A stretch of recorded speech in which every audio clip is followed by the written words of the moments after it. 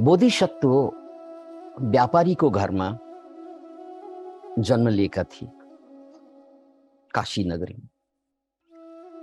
र त्यो बेला उनीहरूको व्यापार भनेकै काशीमा भएका सामानहरूलाई बैलगाडामा लोड गरेर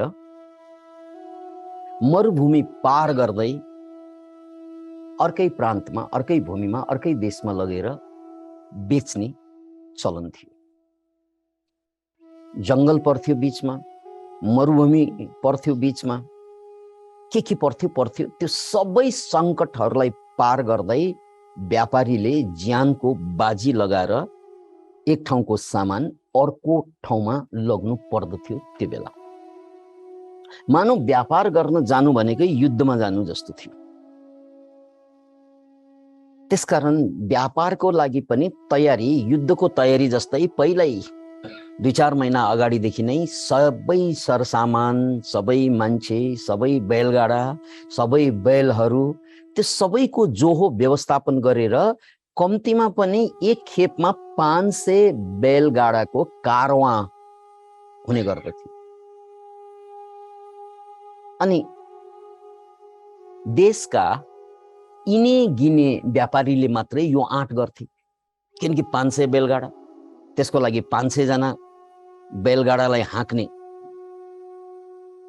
मान्छे चाहियो, सारथी, अनि 500 जना फेरि नोकर चाकर चाहियो। यसरी गर्दा त्यो यात्रा भनेको मैले अघि उब्काएँ युद्धमा जानु जस्तै तयारी हुन्थ्यो। बोधिसत्वले व्यापारको आफ्नो खेप अर्को देशमा लग्ने मरुभूमिलाई पार गरेर लग्नु पर्ने, त्यसको लागि तयारी गर्दै थिए धुमधामसँग। सबै व्यवस्था भइसक्यो बहुत मुस्किलका साथ। तर त्यतिकैमा अर्को पनि व्यापारी थियो त्यहाँ, त्यस्तै 500 गाडा लिएर जान सक्ने व्यापारी, जसलाई अहिलेको भाषामा राइभल भनिन्छ, समकक्षी व्यापारीहरू। अनि त्यो व्यापारीले पनि तयारी गर्दै थिए त्यही बेला त्यही समयमा। जाने देश एउटै हुन्छ, जाने ठाउँ एउटै हुन्छ। त्यसपछि यो समाचार प्राप्त गरेपछि बोधिसत्वले त्यो मान्छेसँग भेट्नु पर्यो, त्यो व्यापारीसँग। किनभने दुवैले एकसाथ यात्रा गर्यो भने बहुत समस्या हुन्छ बाटोमा, खानपानको समस्या, पानीको समस्या, बाटोकै समस्या। त्यसकारण कि त्यो खेप पहिला जानु पर्यो कि आफू पहिला जानु पर्यो। एकसाथ त्यहाँ तयारी चलिरहेथ्यो। फेरि त्यो तयारी एकसाथ चल्यो भने दुवैलाई फाइदा हुँदैन। उनी बोधिसत्व, त्यसकारण उनले झुक्नलाई कति पनि सङ्कोच गरेनन्। मान्छेको त अहङ्कार हुन्छ, मैले पहिल्यै तयारी गरेको। तर उनी बोधिसत्व थिए। बोधिसत्व जो बोधमा बाँच्न सक्छ, जो अवेरनेसमा बाँच्न सक्छ, त्यसकारण उसलाई बोधिसत्व भनिन्छ। त्यसकारण उनलाई झुक्नलाई केही ठुलो कुरा होइन, किनकि झुक्नु भनेको पनि विचार हो, आफूलाई थाहा छ। गएर हात जोडेर भने, भाइ हामी दुवैको यात्रा एकैचोटि हुनु हुँदैन व्यापारी हिसाबले, कि तिमी पहिला जाऊ कि म पहिला जान्छु। तयारी त मैले पहिला गरेको, तैपनि तिमीलाई अवसर दिन्छु, तिमीले चुन। यार राख्नुहोस्, पोइन्ट नम्बर 2, हामी भए मैले पहिला तयारी गरेको, मै जानुपर्छ, यो अहङ्कार हो। बोधिसत्वको अहङ्कार हुँदैन। किन हुँदैन त भने बोधि भनेको बोध, ऊ त क्षण क्षणमा बोधमा छ। कसरी अहङ्कार हुन्छ? अहङ्कार त आउँछ बोधिसत्वलाई पनि, तर आउनासाथ उसले बुझ्छ यो अहङ्कार भनेको विचार मात्रै हो।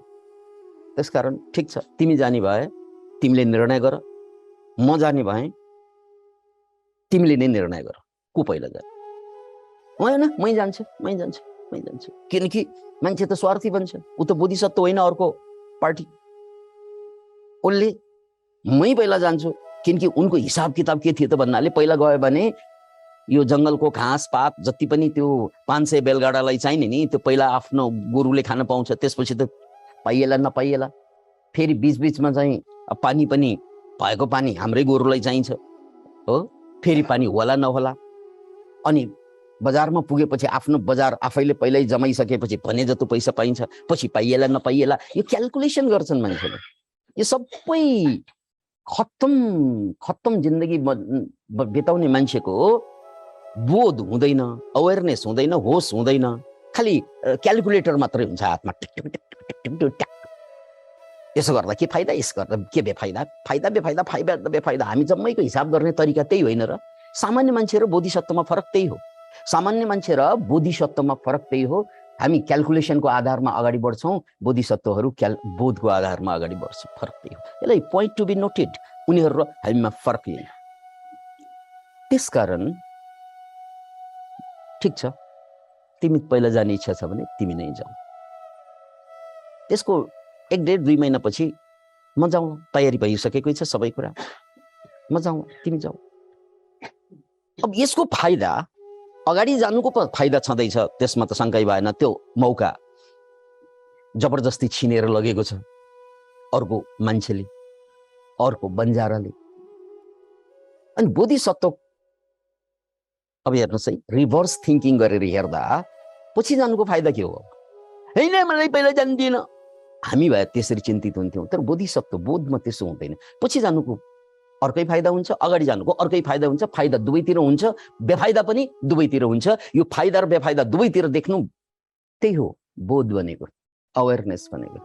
क्याल्कुलेसनले चाहिँ फाइदा यो एक ठाउँमा मात्रै देख्छ, किनकि तपाईँले हिसाब किताब गर्दा कि गुमेको देख्छ कि कमाएको देख्छ, अरू के देख्छ? त्यही होइन र? त्यही होइन र? होइन र? बहुत दिल खोलेर सुन्नुहोस्, दिमाग पनि खोलेर सुन्नुहोस्, ढाड पनि सिधा पारेर सुन्नुहोस्। हामीले जिन्दगीभर क्याल्कुलेसन गर्ने त हो नि, के फाइदा के बेफाइदा।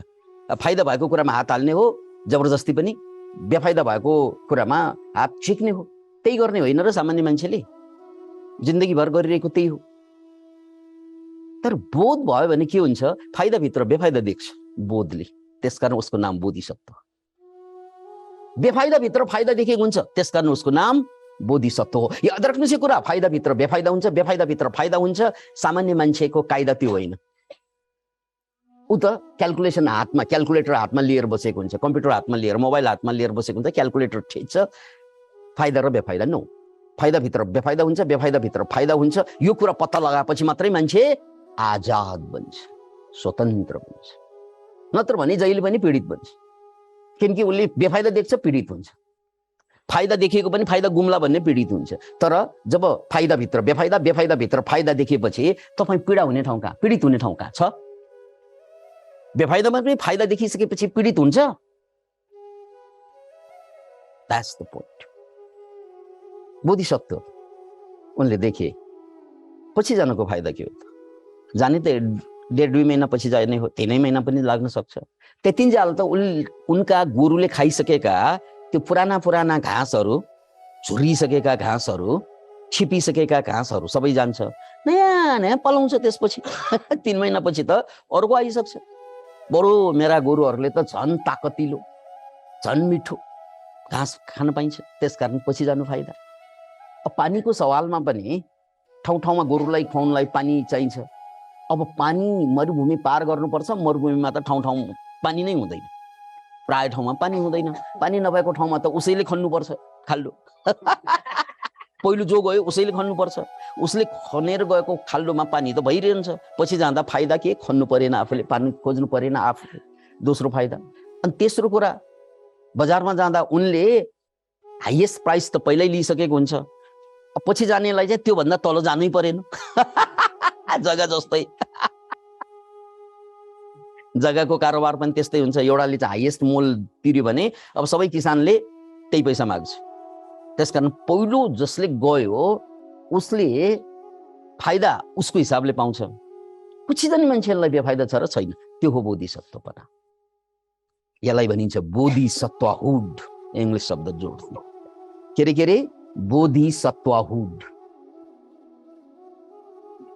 किन बाँच्नु? त्यही फरक छ बोधमा बाँच्नु र विचारमा बाँच्नु, यही फरक छ। विचारमा बाँच्ने मान्छे क्याल्कुलेसनमा बाँच्छ, बोधमा बाँच्ने मान्छे क्याल्कुलेसनमा बाँच्दैन। उसले बेफाइदा भित्रको फाइदा, फाइदा भित्रको बेफाइदा, बोधको कारण, अवेरनेसको कारण ट्याक्कै ठम्याउँछ, बुझ्छ। त्यसपछि त्यो केटालाई पठाइदिए, केटै थिए, पठाइदिए। बडा शानदार का साथ, बडा गर्व का साथ छाती फुलाएर केटा गए, लजम कारमा अगाडि बढ्यो। अब जानुपर्ने कहाँबाट भन्नाले जङ्गल त छिचोल्नै पर्यो, त्यो भन्दा पनि कष्टदायक, जङ्गल कष्टदायक कम हुन्छ, मरुभूमि कष्टदायक हुन्छ। किन भन्नाले मरुभूमिमा पानी हुँदैन, अनि मरुभूमि पनि 5 किसिमका हुन्छन् त्यो बेलाका मरुभूमि। ती 5 किसिमका मरुभूमि मध्ये एक किसिमका मरुभूमिमा भूत प्रेत दानव दैत्य सबै खालका अस्तित्व हुन्छन्, राइट? त्यहाँबाट पार गर्नुपर्ने फेरि त्यो बेलाको व्यापारीहरूको दुःख भनेको जस्ट क्यानट इमेजिन, राइट? तर आँट गरेर जान्छन्, व्यापार नहो। गए, त्यो केटा गए, अनि जाँदा प्रिपरेसन के हुने गर्थ्यो भने 500 गाडामा नै आधा उधी त पानी लग्नु पर्थ्यो, पिउने पानी। गोरुलाई त जे पिला पनि भयो, मान्छेले त जे पाइ त्यही पानी त पिउनु भएन, बिरामी पर्छ।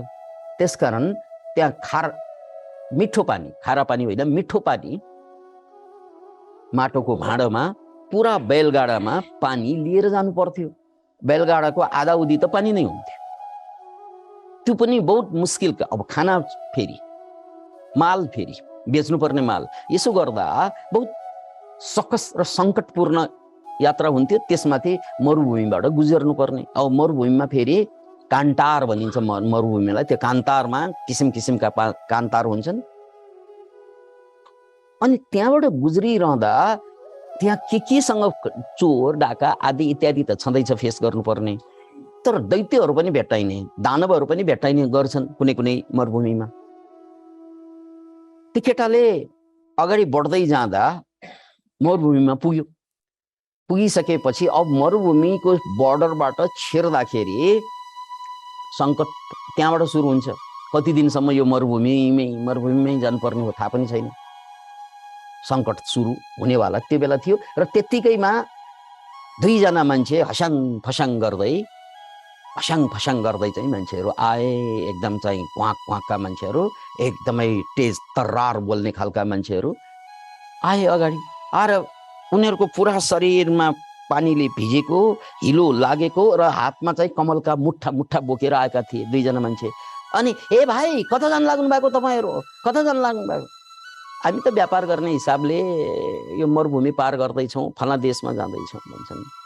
हे तेरी, के त्यत्रो पानी बोकेको तिमीहरूले? कति के पानी बोकेको? किनकि त्यहाँ हेर, यहाँ पानी नै पानी छ, आकाशबाट पानी झरिरहेको छ, ठाउँ ठाउँमा पोखरी छ। कमलको फुल ल्याएको छ हामीले, किनकि कमलको फुल त पोखरीबाट आउँछ। यो पानी फाल्दे, बेकारमा तिमीहरूको चाहिँ बैलगाडा स्लो हुन्छ। पानी बोक्यो भने बैलगाडा स्लो हुन्छ, किनकि भारी भयो त्यो। अब पानी फालिदियो भने तिमीहरू खुइ छिटै चाहिँ गन्तव्यमा पुग्छौ, छिटै व्यापार गर्छौ, फेरि फर्कन्छौ, फेरि अर्को व्यापार गर्न भूमिका बन्छ, होइन र भन्छ। यसरी हेर्छ, फाइदा त यसमा हो बा भनेर सबै पानी पखाइदिए त्यो केटाले। अब पानी सानी केही पनि छैन, लजा भनेर चाहिँ छिरे। जति गए पनि पानी आउँदैन, जति गए पनि पोखरी भेटिँदैन, पानी छैन। अब प्याक्ती भइसके। अब पानी नभएपछि खाना पनि खान सक्दैन। 6-7 दिनको यात्रामा त यिनीहरू त फतलक्क गलेर सबै लखतरान भए। गोरुहरू पनि लखतरान भए, मान्छे पनि लखतरान भए। मरुभूमिको एक अनकन्टार ठाउँमा सबै अर्धहोसमा चाहिँ पुगे। त्यत्तिकैमा अघि 2 जना कमल लिएर आएका 7 दिन अगाडि, ती त दानवहरू थिए। यिनीहरूको अब भोज सुरु भयो। दैत्यहरूले सबैलाई खाइदिए, गोरुलाई पनि बाँकी राखेनन्, मान्छेलाई पनि बाँकी राखेनन्, सबैलाई खाइदिए, कङ्काल मात्रै छोडिदिए। कहानी पहिलो च्याप्टर यसरी सकिन्छ। अब 1.5-2 महिनापछि बोधिसत्वको पालो। अब हेर्नुहोस्, उनी पनि जाने बाटो त्यही हो, र उनी पनि जसरी अगाडिको मान्छे गए, केटा गए, बन्जारा व्यापारी गए, त्यस्तै यो पनि जानेवाला त्यही हिसाबले हो। गए यिनी पनि, जाँदा यिनी पनि त्यही पोइन्टमा त्यही मान्छे भेटे, त्यही हसाङ फसाङ गर्दै बर्डरमा जहाँ मरुभूमि सुरु हुन्छ, त्यहाँ चाहिँ हसाङ फसाङ गर्दै कमलको फुल लिएर पानी लच्च भिजेको मान्छेहरू आएर भने ए भाइ कता जान लाग्नु भएको त? हामी त व्यापारी हौँ, व्यापार गर्न फला ठाउँमा जाँदैछौँ। ए त्यो पानी किन लाग्नु भएको? हेर्नु त हाम्रो शरीरभरि पानी नै पानी छ। ए कमलको फुल ल्याएको छौँ, ठाउँ ठाउँमा पानी छ। त्यसकारण यो भारी लिनुभयो भने तिमीहरूलाई साह्रै गाह्रो हुन्छ। त्यो पानी चाहिँ फालेर जाऊ, यो हाम्रो सुझाव हो, फालेर जाऊ भन्छन्। यी दानवहरू हुन्। को हुन् रे? दानवहरू। फालेर जाऊ। पहिलोको मान्छेले त फाले, त्यसपछि ज्यानै फाल्नु पुगे। अब यो पालो बोधि सत्वको, यो विचार सत्वको होइन। हामी विचार गर्ने सत्व भनेको प्राणी हो। हामी विचार सत्व, हामी विचारीहरू, उनी त बोधिसत्व। त्यसकारण यो कुरा सुन्न साथ अलर्ट भए। उनी त्यतिकै बोधिसत्व। उनले नियाले ती मान्छेलाई, तलदेखि माथिसम्म उनको बडी ल्याङ्ग्वेजलाई हेरे, यसरी हेरे, आँखा हेरे, आँखा त राता राता राता राता छन्।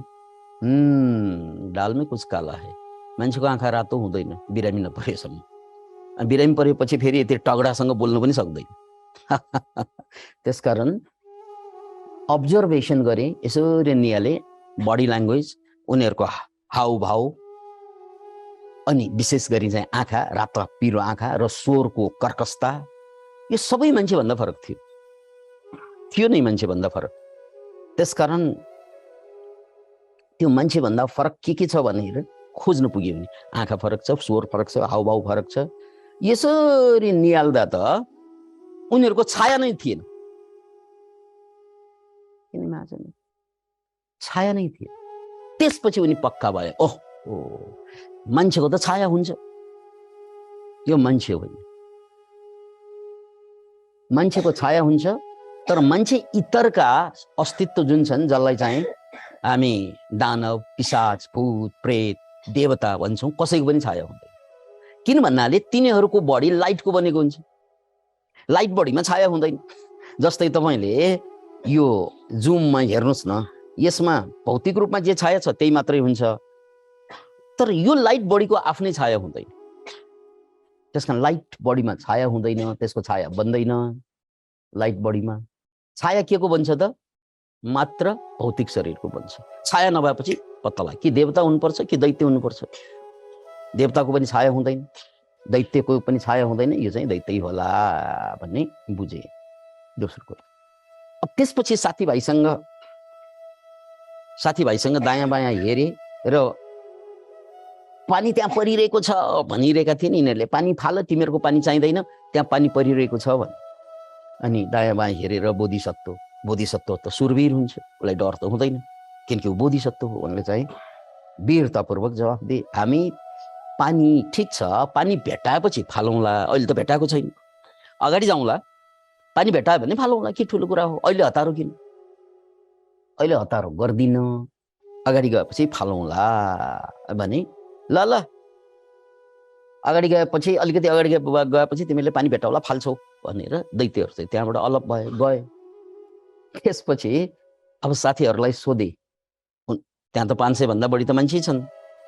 सोधे, त्यहाँ पानी परिरहेको छ अरे त्यो कान्तारमा, अथवा पानी परिरहेको त्यता छ भने यता त्यो हावा जुन छ नि, त्यो उता पानी पर्दा यहाँ त्यहाँबाट चलेको हावा शीतल हुन्छ कि हुँदैन भाइ? हुन्छ। अहिले शीतल छैन, त्यसकारण त्यहाँ पानी परिरहेको छैन। पानी त्यता परिरहेको, भर्खरै भिजेर आएका मान्छेहरूको मतलब नजिकै पानी परिरहेको छ। यदि त्यहाँ नजिकै पानी परिरहेको हो भने आकाश गर्जेको यहाँ सुनिँदैन? सुनिन्छ कि सुनिँदैन? यति नजिक सुनिन्छ। अहिले आकाश गर्जेछ? छैन। अनि त्यो प्लिक प्लिक प्लिक प्लिक आउँछ नि, बिजुली चम्किन्छ, कतै चम्किएको छ? छैन। त्यसकारण त्यता पानी परेकै छैन। अनि त्यो ठाउँको नाउँ चाहिँ कान्तार। कस्तो त भन्नाले त्यसको बीचबीचमा पोखरी छ भनेर कमलको फुल त देखाए। त्यो कान्तारमा तिमीहरूले कहिले योभन्दा अगाडि त्यो मरुभूमिमा पोखरी छ भनेर सुनेका थिएन। त्यसकारण यिनीहरू दानव हुन्। हामी पानी फाल्न मिल्दैन, बरु सतर्क हुनु पर्यो। त्यसपछि सबै सतर्क भयो। अब उनीहरू पुगे त्यहाँ गन्तव्यमा, बास त बस्नै पर्यो। अब बास बस्दा सुत्नु भएन, सबैले चाहिँ खुकुरी तलवार भाला, अब उनीहरूले त सबै बन्दोबस्त गरेर लानुपर्छ, त वारमा गए जस्तै हो। किनकि कसैले डाका चोर फटाले हमला गर्यो भने प्रति हमला गर्नुपर्छ या रक्षा गर्नुपर्छ। त्यसको लागि उनीहरूसँग भएका सारा हतियार चम्चमाएर बसे र रातभरि जागा बसे। अब जागा बसेको बेलामा भूत प्रेत यिनीहरूले सताउँदैन, किनकि तपाईँको बेहोसीमा सताउने हो। होसपूर्वक बसेको बेलामा यिनीहरू पनि कमजोर हुन्छन्। त्यसकारण सतर्क रूपमा फेस गर्न, सामना गर्नलाई उनीहरू जुन बसे नि, त्यसपछि भूत प्रेत त्यो दानवहरू आएनन्। तर त्यहाँ पुगेपछि उनीहरूलाई के बोध भयो? त्यो सबै कङ्कालहरू भेटेपछि आन्त शिरिङ शिरिङ भयो सबै। ओहो, अगाडि आएको भए यो हालत पनि हुन सक्थ्यो नि, पछाडि जानुको फाइदा त भएन। अब लास्टमा यो कथाको टुङ्गोमा बुद्धले अनाथ पिण्डिक, त्यो पनि व्यापारी, उनको पनि 500 गाडा जान्थ्यो। त्यसकारण उनलाई टिचिङ्स दिनको लागि, शिक्षा दिनको लागि नै बुद्धले यो कथा मेरो पूर्वजन्मको एउटा कथा भनेर सुनाएका हुन्। र त्यो जुन मारिएका जुन मान्छेहरू र जो केटा हो, त्यो केटा पूर्वजन्ममा देवदत्त थिए, उनकै दाजु अहिले यो जन्ममा। अनि जो बोधिसत्व थिए त्यो मै थिए। त्यसकारण त्यो जन्ममा पनि उनले यस्तै मूर्खता गर्दै आएको। अनि उनका साथीहरू जो उसको पक्षमा लागे, अहिले पनि एक जमात मान्छे उसको पक्षमा लागिरहेका जुन छन् नि, त्यो त्यही मान्छेहरू हुन् जो पूर्वजन्ममा त्यहाँ मारिएका हुन्। त्यसकारण अनाथ पिण्डिक, बाँच्ने तरिका सुन। अब यहाँबाट दर्शन सुरु हुन्छ। बाँच्ने तरिका सुन। अपन्नक भन्ने शब्द त्यही प्रयोग भएको हो। यानी संसारमा बाँच्ने तरिका भनेको अपन्नक अवस्थामा यथार्थलाई चाहिँ जान्नु। यथार्थ भनेको रियल टाइम, रियल अवस्थालाई जान्नु। त्यो जानेर बाँच्ने मान्छे वर्तमानलाई जस्ताको तस्तै होसपूर्वक, बोधपूर्वक बाँच्ने मान्छेलाई कसैले पनि हानि पुर्याउन सक्दैन। अनि जो मान्छे वर्तमानलाई बुझ्दैन, अपन्नक अर्थात् यथार्थलाई बुझ्दैन, त्यो मान्छे जहिले पनि अरूद्वारा पीडित हुन्छन्, अरूद्वारा मारिन्छन्, अरूद्वारा लुटिन्छन्, जो यथार्थलाई बुझ्दैनन्। अब यो कुरा बुद्धको प्रसङ्गमा यही कथा सकिन्छ। अब यसलाई आधुनिक रूपमा व्याख्या गर्दाखेरि देयर आर 3 फ्याक्टर्स। पहिलो फ्याक्टर के हो त भन्नाले, हेर्नुहोस् है, यो अपन्नकको कुरा बुद्धले त यति मात्रै चनाखो भएर बाँच्नु, यथार्थमा बाँच्नु, बोधपूर्वक बाँच्नु, त्यसलाई कसैले केही गर्न सक्दैन, कथा त्यहाँ टुङ्गिन लाग्छ। तर यसलाई केलाउँदै जाँदा आधुनिक जमानामा 21औं शताब्दीमा यसरी बुझ्न सकिन्छ। फर्स्ट कुरा के त भन्नाले observation, the art of observation. Art of observation. किनकि जो मान्छे यथार्थमा बाँच्दैन, जो मान्छे विचारले सञ्चालित हुन्छ नि, त्यो मान्छेको सारा ध्यान नै खाली एउटा चिजमा टिकेको हुन्छ। जसरी भए पनि म जाउँ, व्यापार गरौँ, पैसा लिएर आउँ, जसरी भए पनि छिटो पुगौँ, पैसा लिएर आउँ। उसको सारा ध्यान चाहिँ कहाँ हुन्छ त? पैसा पैसा पैसामा मात्रै हुन्छ। अनि पैसो भनेको त अहिले छैन हातमा, गएर व्यापार गर्ने अनि पैसा पछि आउने कुरा हो। भविष्यमा गएर उसको ध्यान टिक्छ। जसको ध्यान भविष्यमा गएर टिकिरहन्छ नि, त्यसले वर्तमानमा के भइरहेको थाहा नै हुँदैन। Point to be noted. किनकि हाम्रो दिमागले एक समयमा 2 कुरा डिटेक्ट गर्दैन। यो कुरा बुझ्नुहोस्। कि तपाईँले वर्तमानलाई हेर्नुहुन्छ कि तपाईँले भविष्यलाई हेर्नुहुन्छ? तपाईँको ध्यान वर्तमानमा बोधपूर्वक भइरहँदा भविष्य ओझेलमा पर्छ, भूतकाल ओझेलमा पर्छ। तर तपाईँ भूतकालका कुरा, उसले गाली गर्यो, उसले पेल्यो, उसले ठग्यो, उसले लुट्यो, मलाई पिट्यो भन्ने कुरामा ध्यान जान साथ फेरि वर्तमान के भइरहेको थाहा नै हुँदैन। हो होइन यो कुरा? तपाईँको ध्यान कि भूतमा टिक्छ अनि वर्तमान बिर्सिन्छ, कि भविष्यमा टिक्छ वर्तमान बिर्सिन्छ, कि वर्तमानमा टिक्छ भूत र भविष्य बिर्सिन्छ, राइट? किनकि यो दिमागको संरचना नै त्यही हो, यसको स्वभावै त्यही हो। तपाईँको दिमाग यदि वर्तमानमा आएन भने त्यो भविष्य र भूतकालमा जान्छ, त्यहाँ गयो भने वर्तमानमा के भइरहेको थाहा नै हुँदैन। जसरी अघिको व्यापारी केटा जसले व्यापार गर्न गए, उसको सारा ध्यान नै जसरी पनि चाहिँ छिटो बजारमा जाने पैसा ल्याउने, ध्यान जम्मै भूतकाल भविष्यकालमा पैसा कमाएर ल्याउने ध्यान त्यहाँ थियो। त्यसकारण त्यहाँ दानवहरू आएर ल पानी फालिदेऊ फालिदेऊ भन्दाखेरि उसलाई सजिलो लाग्यो, किन भन्नाले पानी फाल्यो भने छिटो पुगिन्छ। त्यसकारण उनले वर्तमानमा कसले भनिरहेको छ, किन भनिरहेको छ, केका लागि भनिरहेको छ, केही कुरामा ध्यानै दिन सकेन। किन भन्नाले उसको ध्यान भूतकालमा गइसक्यो, के अरे भविष्यमा गइसक्यो, के अरे भविष्यमा गइसक्यो, के अरे भविष्यमा गइसक्यो। उसको ध्यान भविष्यमा गइसक्यो। जसको ध्यान भविष्यमा जान्छ उसले वर्तमानमा केही पनि देख्दैन। जसले खालि भविष्यमा मैले भविष्यमा पैसा कमाउँछु त्यहाँ ध्यान गयो भने वर्तमानको प्रेम, वर्तमानको सौन्दर्य, वर्तमानको आनन्द, अझ वर्तमानको खतरा हेर्नेको तपाईलाई वर्तमानमा गोहीले निलिसकेको हुन्छ, राइट? अनि तपाईँ चाहिँ स्वर्गको सपना देखेर भएन, आधा निलिसकेको छ। याद राख्नुहोस् यो दर्शनलाई।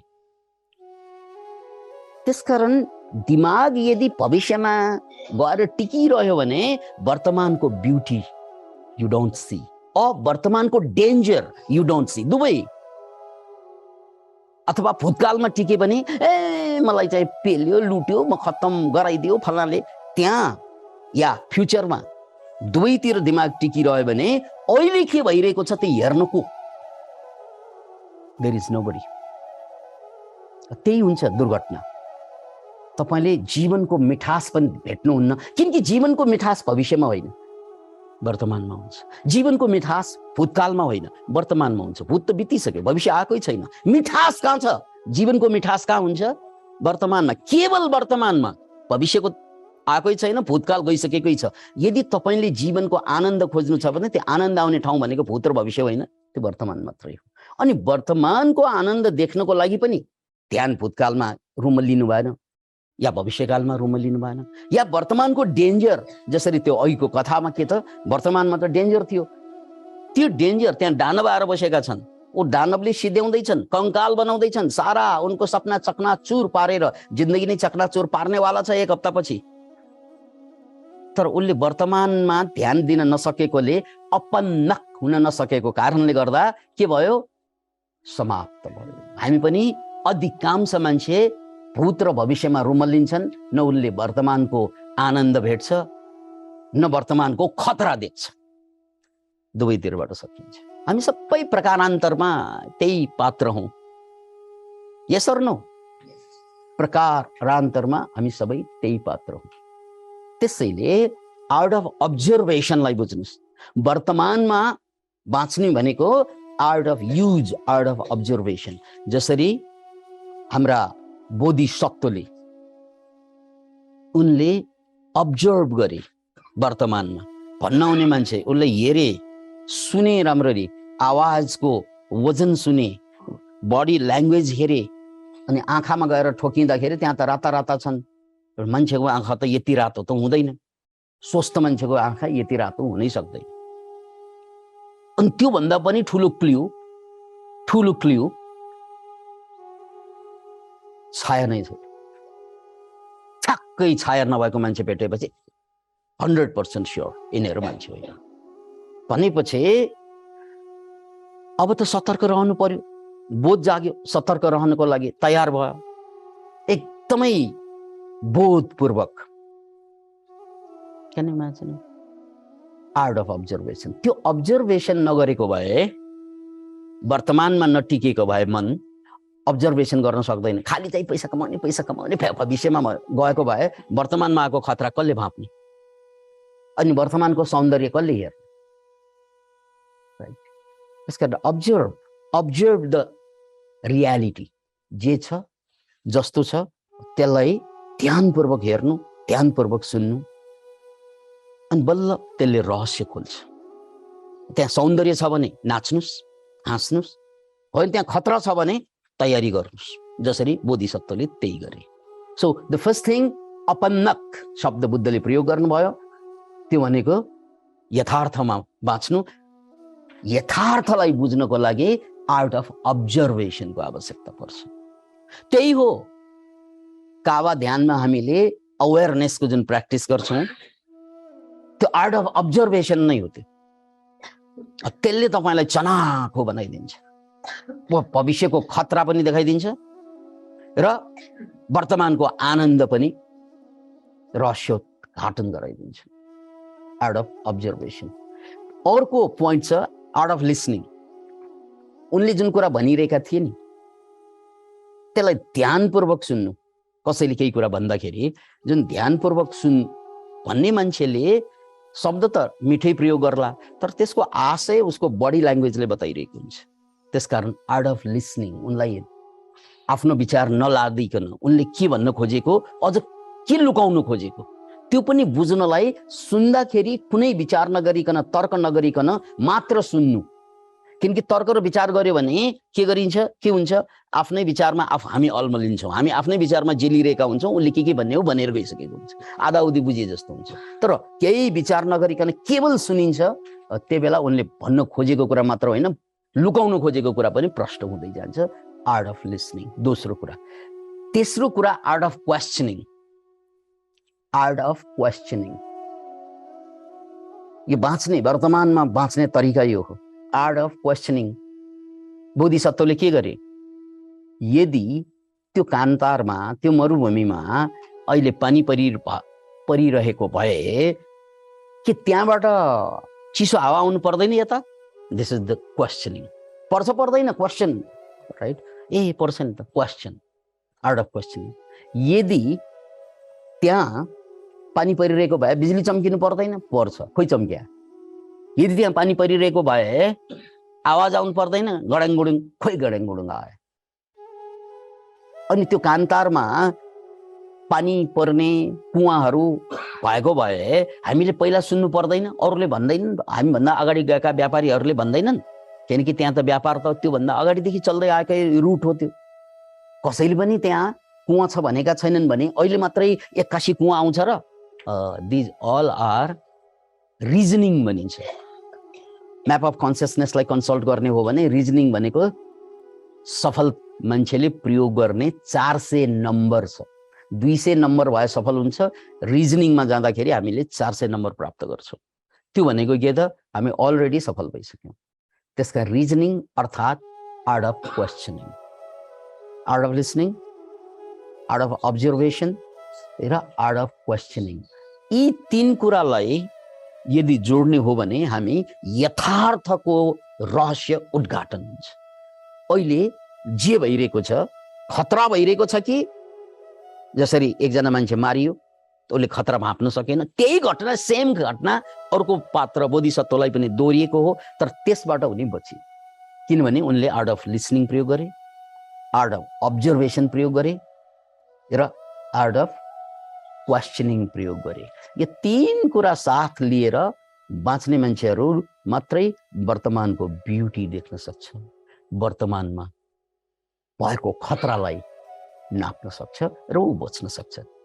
यहाँ अनाथ पिण्डिकलाई बुद्धले भनेको, हे अनाथ पिण्डिक, हे साउ महाजन, तपाईले पनि व्यापार गर्न जाँदा यथार्थलाई बुझ्ने कोसिस गर्यो भने बल्ल गएर सबै खतराबाट बचिन्छ, नत्र भने हामी त्यसको शिकार हुन्छौँ। अब पालो हाम्रो। जय